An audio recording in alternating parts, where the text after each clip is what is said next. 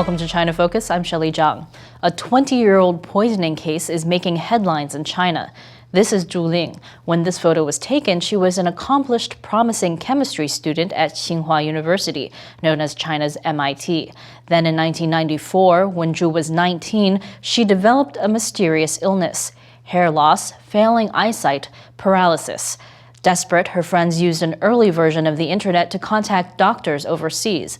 The diagnosis? Poisoning by thallium, a toxic heavy metal that's often used in rat poison.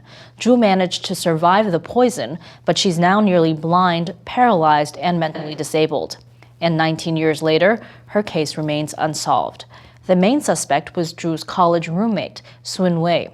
She was questioned by police and had access to thallium, but was released and never charged. She's believed to have changed her name and moved to the U.S.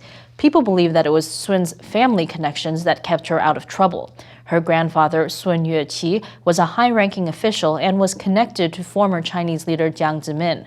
And her father's cousin was once vice mayor of Beijing. Zhu Ling's case is well known in China, but why is it suddenly coming up now? Here today to talk about this, we have NTD's in-house China analyst, Chen Zhifei and Jason Ma. So, why did Zhu Ling's case come up again right now? In a lot of the news reports, they mentioned the recent poisoning case at Shanghai's Fudan University. Is that the reason, Zhifei? Ostensibly, that's the trigger of the whole event, because that people resurrect their memory of Zhu Ling's case. But the most important, I think, my view of this is that it reflects the current political landscape in China, because Sun Yueqi's family, the main suspect family, had close ties with China's previous senior leadership. So the back and forth censorship and unlocking censorship reflect the current Chinese leadership's attitude towards old leadership. Jason, is that how you see it as well? I do see the public official media play a very active role in this case. Indeed, the connection between this case and the recent Fudan University case was first brought up by this Nanfang, the Southern China South Weekly, and then further pick up by Chinese Xinhua News Agency. Indeed, both of them are government official kind of newspapers, and of course, the spreading of this information is helped by the internet, by both Weibo, by the different forum, both inside and outside China. But the role that government media played in this case is very significant. That's something very unique in this case. So we'll go back to the censorship issue and how official media played a role, but I just want to kind of clarify an issue, which is what kind of relationship did Sun Yueqi's family have with Jiang Zemin, with former Chinese leadership?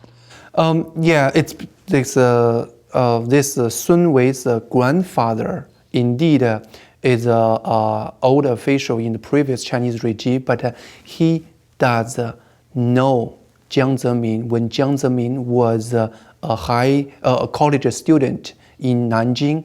Indeed, that's a part of history Jiang Zemin want to cover, because at that moment, Nanjing was ruled by Japan. So this was during World War II? It's World War II, and Japan invaded China in early 30s, and in late 30s, they actually occupied the capital city of nationalist government. That's why there was the rape of Nanking massacre, and then they installed the regime along the similar lines of the nationalist government policy. So a lot of the officials from the previous nationalist government stayed on as part of the puppet regime. And one of them was Sun Yueqi's granddad. So because of this, it's widely believed Sun Yueqi's granddad, Sun Yueqi, knew a lot about the true identity of Jiang Zemin during that period, and then he could use this as leverage against a thorough investigation of the poisoning case. Well, let me back up. What are you referring to Jiang Zemin's history at that time? What happened was Jiang's true dad, his own biological dad, worked for the puppet regime installed by Japanese. That's really his dad worked for the Japanese. That's a big blow. That's a big blow, and that could kick him out of Communist Party and be sent exile somewhere remote. However, it's interesting. Jiang's uncle worked for Communist Party and achieved martyrdom. in a party hierarchy, was killed by Japanese or some people or the Kuomintang nationalist government. And then Jiang took advantage of his connection with his uncle. He argued that he was adopted by his uncle as a son. And then that's why Jason said he was built up or portrayed as a hero's son.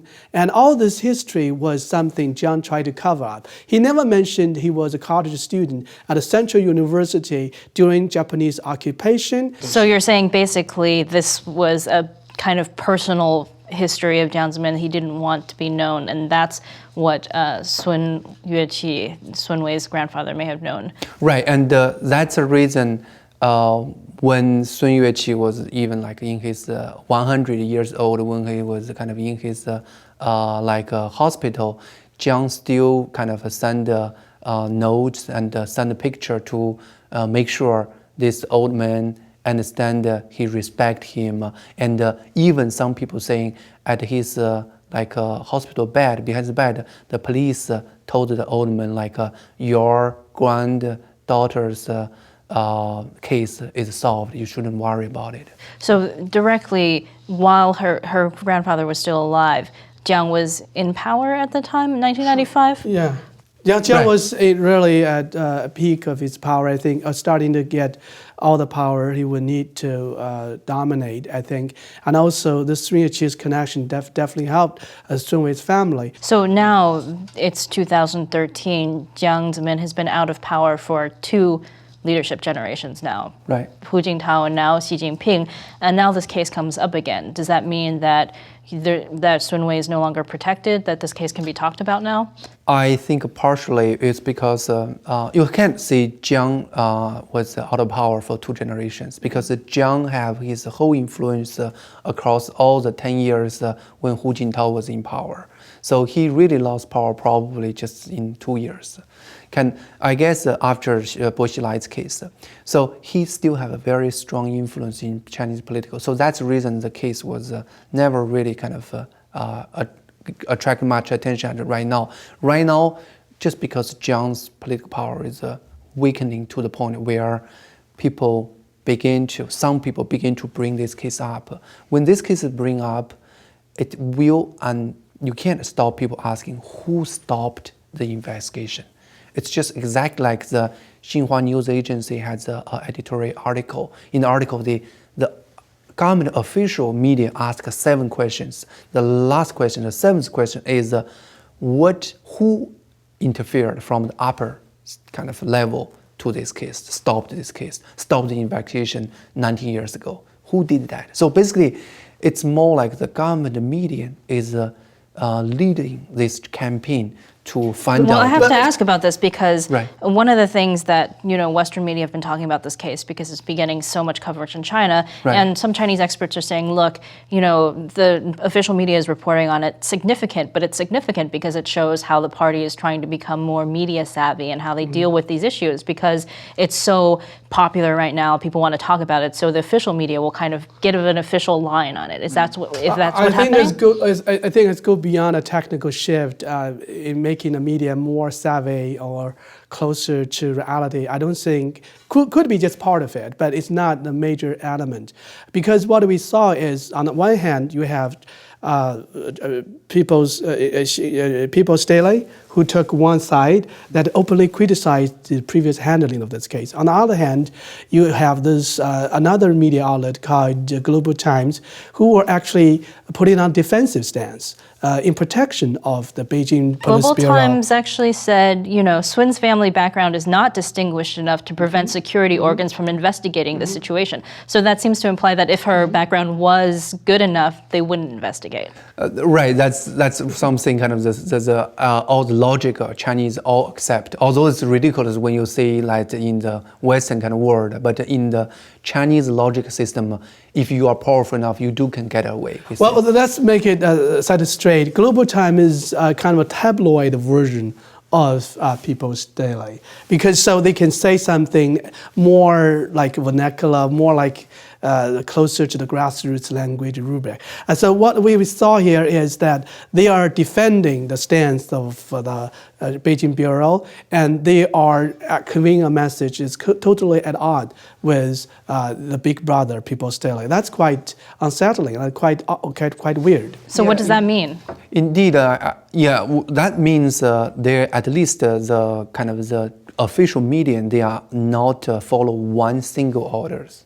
They are probably follow a kind of order from two different group of people. At least the kind of the Tsinghua news agent, their article is not something to quiet down things. When the Beijing police come out, release their news saying like the investigation is over, that's it, and the Tsinghua news agent have an editorial saying, no, it's not over. I have 7 questions to ask you. So they are not play a role to, as what Western media is saying, to quiet down, to play savvy, to quiet down people's anger. No, they are stirring up it. So who is stirring up this and why? I think if you look at the lineup of the Politburo Standing Committee, you probably can get some inkling of what's going on. On the one side, you have Xi Jinping, who just took power, and they really want to use corruption, digging up some kind of a muck from the past to address some of the old problems. And he had all the incentives to set straight the previous cases like Zhu Ling. But on the other hand, if you look at the official or standing committee member in charge of the propaganda, we have Liu Yinshan, who is a loyal party member of the Jiang clique. So Liu Yinshan may kind of mount some kind of resistance through the platform Global Times, but Xi Jinping has really dominated the whole political landscape. So are you saying is she behind this? Yeah, I think she was directly behind it. Jason? I don't think she behind it. Probably the higher level give a mixed message, but the people at the implementation level, they do things according to their own understanding of the whole thing. So my understanding is that the media people now probably have make use of this mixed message from higher level and to do things according to their own understanding of what's the right thing to do. So we only have like 20 seconds left. Is Zhu Ling's case going to be resolved? I don't think so, because that's against the rule of the Communist Party. But the political goals set up by the people who are stirring up this kind of chaos has been achieved in the same process. So the Jiang's made uncomfortable, basically. That's exactly what it said. Okay, thank you both for joining us today and talking about this issue. And thanks for watching. For more on this and other issues in China, join us at ntd.tv.